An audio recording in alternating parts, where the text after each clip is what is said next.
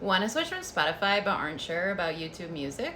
You found the right video. This is Cut Off the Spigot, where normally I take a look at where else to shop besides Target, Amazon, Walmart, other big corporations, and private equity firms, but today I'm looking at music streaming platforms. Let's talk about YouTube Music. If you're unaware, YouTube is owned by Google, which in turn is owned by Alphabet, their holding company. Alphabet and Google are bad. Google rolled back their DEI programs in February 2025 to get more government contracts. Not only that, this summer, based on direction from the Trump administration, Google decided to stop funding nonprofit groups whose mission statements included any of these words: diversity, equity, inclusion, race, activism, and women. Which means they pulled back their funding for organizations like the National Network to End Domestic Violence. Cool! Alphabet, Google's holding company, spent $29 million on lobbying in the last 2 years. Alphabet was ranked 15th out of over 9,000 organizations in 2024 for total lobbying spend.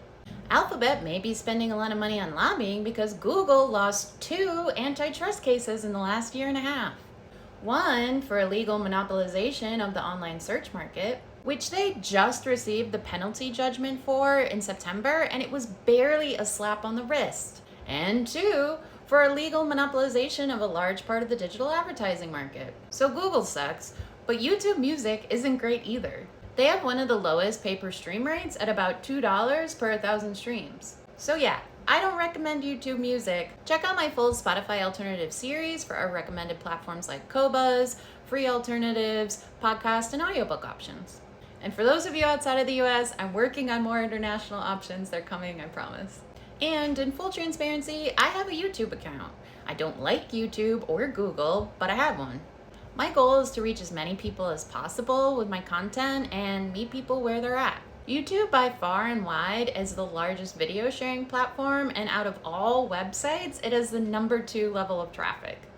So I'm on there, but I am doing a de-Google series next month, and hopefully I'll find some good YouTube alternatives. Want more ideas on ways and places to shop without supporting bad companies? Follow me at Cut Off the Spigot so you don't miss what I cover next. For sources and more information, check out my Substack, link in bio.